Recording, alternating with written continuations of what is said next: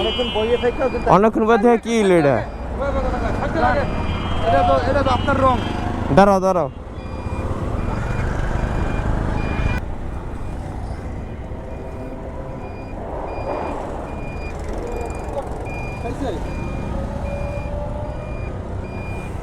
এটা কি কাম করছো তুমি কোনো?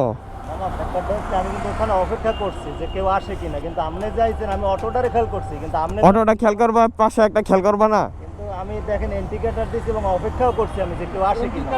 আপনার লগে আরেকটা গাড়ি আছে, কিন্তু আপনি কিন্তু গাড়িটা মামা দেখবেন। আমার আশাটা এটা ঠিক না, কারণ যেহেতু আমার না না, তোমার ভুল তুমি স্বীকার করো। এটা এত 100 বার মামা, যেহেতু আমার আওয়াজটা ঠিক না, কিন্তু আমি খেয়াল করি নাই মামা যে আপনি আইয়ে পড়ছেন, এটা আমি খেয়াল করি না। আর আপনি হয়তো বুঝতে পারেন না যে আমি আমি বুঝতে পারবো কে রোডটা আমার এটা। আপনার রোড এইটাই তো রাইট, যে এই রোডটা আপনি।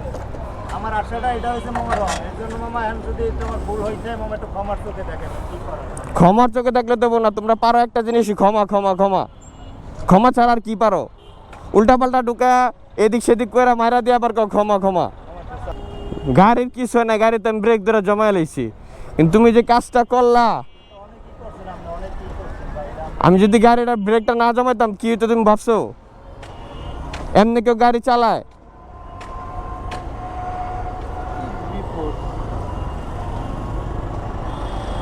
রাস্তাঘাটে দেখা সুন্দর করে তুমি কিছু করলে তোমরা কি কও? খালি গরিব মানুষ গরিব মানুষ।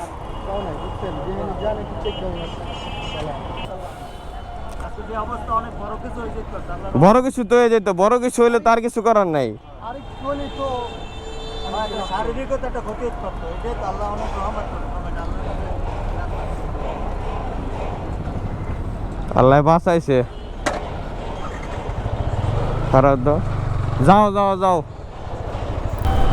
মানে গাইস, এই অটোওয়ালাদের জন্য আসলে খুবই বিরক্তকর একটা পরিবেশ হয়ে গেছে। ইউটার্ন নিবে ভালো কথা, দেখে আসি না, তারপরে নাও না। আমার তখন ক্যামেরা অফ ছিল, 20-25 ছিল হয়তো। ভিডিওতে দেখছেন যে 500 জন লোক এসে অটোওয়ালারা বলতেছিল যে কি করলি কি করলি, মানে কি একটা অবস্থা। দেখা না দেখা ধাপ করে দিছে, ঢুকায়া দিয়া তারপর ভুল স্বীকার করছে। এখন আমার যদি ক্ষতি হয়ে যায়, কিছু হয় নাই অবশ্য, যদি ক্ষতি হয়ে যেত তো তখন যদি বলতে ভুলে গেছে, ব্যাপারটা কেমন না তখন? যাই হোক গাইস, সবাই সেফলি রাইড করবেন। আল্লাহ হাফেজ।